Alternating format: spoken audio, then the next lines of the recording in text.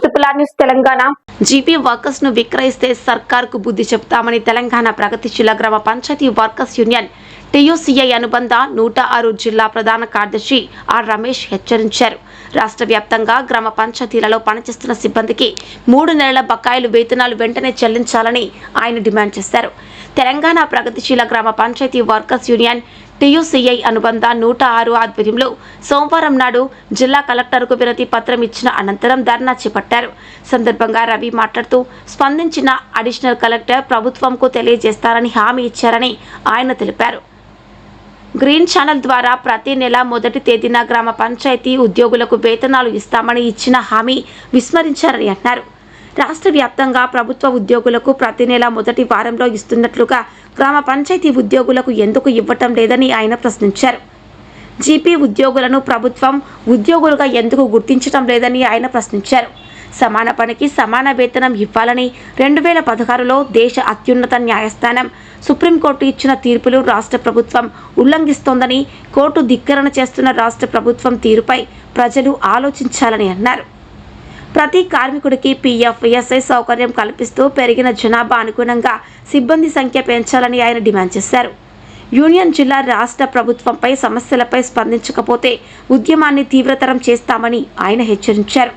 కార్యక్రమంలో యూనియన్ జిల్లా నాయకులు మురళి, సత్యవ్వ, కె రాజేశ్వర్, మురళి, అరవింద్, ఆశన్న, రాజన్న, బాలకిషన్, నాగరాజు, విలాష్ తదితరులు పాల్గొన్నారు.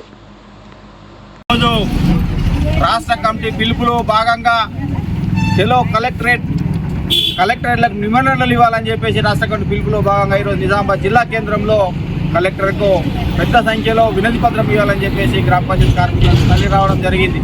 ప్రధానంగా గ్రీన్ ఛానల్ పేరు మీద ప్రతి నెల 5వ తారీఖు లోపు జీతాలు ఎత్తానని చెప్పినటువంటి కాంగ్రెస్ ప్రభుత్వం నేటికి జీతాలు వేయకుండా 3 నెలలు గడుస్తున్నా కనీసం మాట్లాడకుండా అసెంబ్లీ జరుగుతున్నటువంటి అసెంబ్లీలో సంబంధిత అధికారులు కావచ్చు, సంబంధిత మంత్రివర్యులు కూడా కావచ్చు, గ్రామ పంచాయతీ కార్మికుల పట్ల కనీసం ఒక మాట కూడా మాట్లాడకపోవడం సిగ్గుచేటుగా భావిస్తూ ఉన్నాం.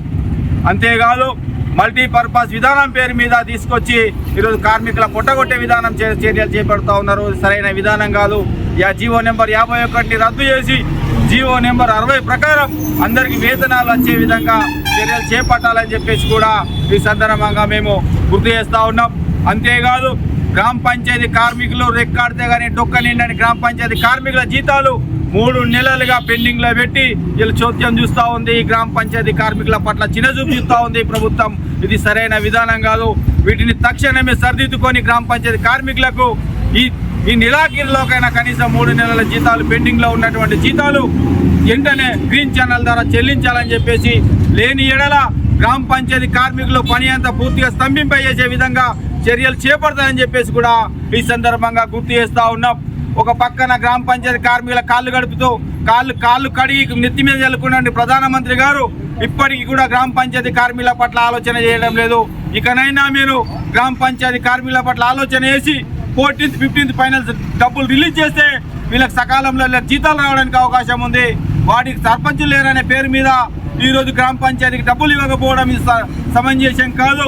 ఇప్పటికైనా సెంట్రల్ గవర్నమెంట్ కావచ్చు, స్టేట్ గవర్నమెంట్ కావచ్చు, గ్రామ పంచాయతీ కార్మికుల పట్ల చిన్న చూపుడు మానుకొని అందరికీ వేతనాలు ఇచ్చే విధంగా చర్యలు చేపట్టాలని ఈ సందర్భంగా మేము గుర్తు చేస్తూ ఉన్నాం.